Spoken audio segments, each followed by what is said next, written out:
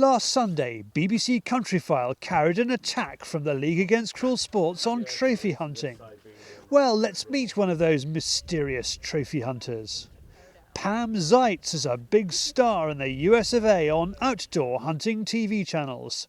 She has her own TV shows and spends half her life in the back of aeroplanes and the other half of her life in the back of beyond. I was introduced to hunting by my husband when I was 19. He wasn't my husband at the time, he was just a boyfriend, but I had never been hunting, never even really held a gun. And he invited me to go hunting, I think on our second date. We went deer hunting. I think he wanted to see if I could cut the mustard, so to speak. And I just kind of fell in love with it from the get-go. It was amazing to me to be sitting there and sort of be a fly on the wall of Mother Nature. You know, all these animals were in and they didn't know you were there, and you could see them in their natural habitat and the way they, behave with one another, and I just sort of fell in love with it from the go. Her passion for hunting is undeniable. There are also sound commercial reasons she goes out with gun and bow 160 days a year. Pam runs a company over there that wants to do rather well over here. Having hunted for all the years that I have, and having always had an eye for fashion and liking fashion, I thought, why can't you put the two together? I know what I need in the field and what you have to have, and I know what I like to wear, and so I thought, well, I'll just combine those two. It's been quite successful. The women are really, really excited to finally have the same kind of gear that guys have. On a fact-finding mission to the UK, she is taking time off to try out a bit of top-end stalking. She's used to amazing locations around the world. So what do we find for her in the UK? A wet day in the north of England, of course. Pam's going out with hill deer stalker Jonathan Standing. Is it 0 to 100? It's 0 to 100, okay. So if you were to aim somewhere there. Okay. All right, yeah. So aim lower than that? Oh, yeah, lower than that? about there, okay. about there. So it'll be an inch high at 100? Yeah. Got it. All right. I think we'll leave it as it is, Yeah. Some of that could be wind, huh? It could. Easy the wind, yeah. That one's double hold, though. It is. Excellent. Excellent. Just what we want, Pam. Brilliant. Jonathan has been following one herd of deer for several days. He reckons he knows where they are and quickly forms a plan of attack. It's going to be a long haul up and over one fell to the area where Jonathan saw a 10-pointer yesterday. The Shap fells are steep, as anyone who has driven the M6 motorway along the eastern edge of the Lake District will know. They're also wet. The feeling today is Pam, that is a good bank for deer right along there, but the way the wind's coming, it's going to shift the deer off that bank today with the wind. So we've got to take really what opportunities arise today, Right. And I think that's wouldn't be a bad stalk for you to do down there. Okay. We've got a good shield from that bank to go down the back side. We have, it's a good distance it is for us to stalk into it as well. Okay. But sounds good. it's just the way the weather is and the wind. We've got to take what opportunities there is, Absolutely. Yeah. A careful 10 minutes glassing the hill, and Jonathan starts leading us towards where he is sure the herd is feeding.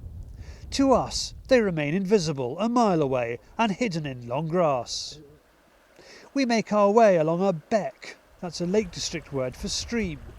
The beck has carved a snake-like cutting down the side of the fell. Every now and then we have to walk slowly in pairs or even crawl across open ground in full view of the herd.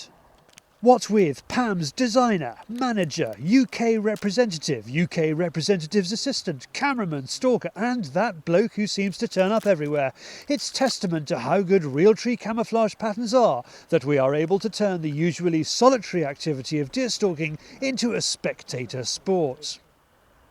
By now we are all able to see the deer, and Jonathan is worried. He knows that Pam, a Texan, wants a big animal with antlers, and he can't see one. Pam is not worried. She is more than happy to help him with his hindcarl instead. Jonathan loves his deer herd to look fit and healthy on the hill, and he even likes to keep them good looking when he comes off the hill and disappears into the shed in his garden.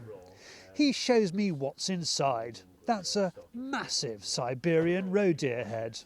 What is it about putting a head on a wall? Why do people like doing that? It's like preserving a memory, isn't it, of the stalk, and it lasts a lifetime.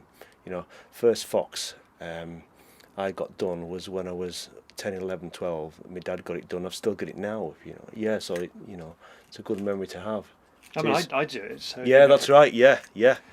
And there's this idea that big shot, big game hunters from all over the world come here and they come to you and get. I mean, how many of these heads are for foreign clients who spent thousands of pounds, and how many are for locals? There's not one. No, they're all for local people from England and everything, but not one for a foreign client. No. So this idea is it's a bit of a myth, really. It is definitely. Yeah. I think people get the wrong illusions, don't they?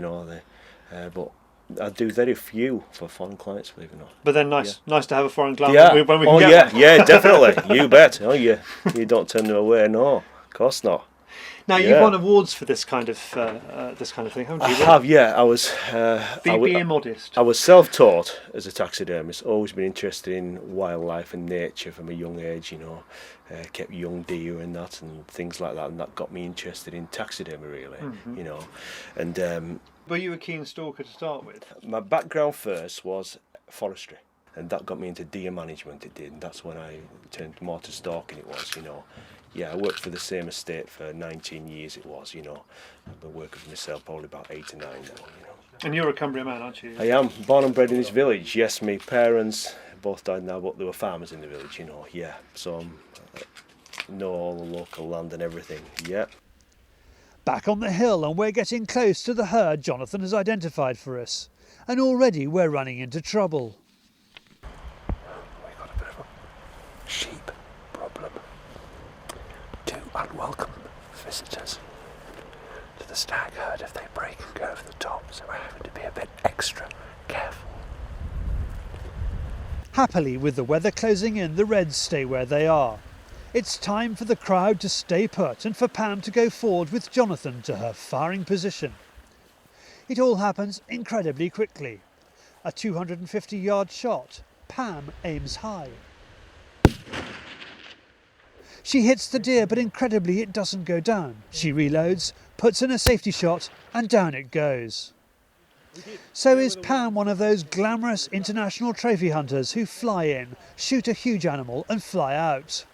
First shot, bit nerve-wracking. Second shot, fantastic. Yes, it's a lot of fun. That spotting and stalking is my favorite. It's hard hunting, but it's my favorite way to hunt. I would much rather walk across all these hills than sit in any kind of stand, so it's good fun. So, but you shoot something and you see it go forward like that, your heart goes to your mouth, doesn't it? Yes, it does. And it never hurts to take a second shot, it's a safety shot. It's good for you, it's good for the animal, and it just makes everybody in a safer position and works this time. Good, so this is a red hind.